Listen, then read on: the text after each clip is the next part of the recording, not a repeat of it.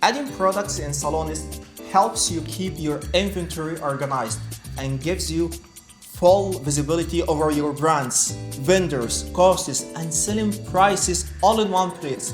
Once your products are added, managing stock, purchases, and reports become much easier. So, in this lesson, I'll show how to add your first product and set up the essential details needed to start tracking it. Let's head to the warehouse section. From here, click Add Product. Start by entering the product name. You can also add a barcode if you'd like to make the product easier to identify and manage. Next, enter the cost price.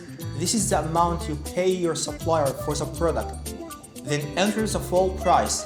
This can represent the total cost after adding any additional expenses, such as shipping or handling costs.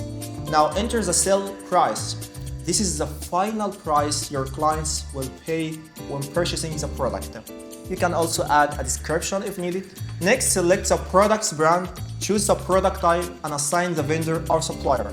Under stock control, enter the quantity currently available in your inventory. Then set a quantity alert level. It's a feature that helps you stay on top of your inventory. When stock reaches the threshold you've set, Salonist can alert your team so products can be recorded before they run out. Once everything is ready, click Save.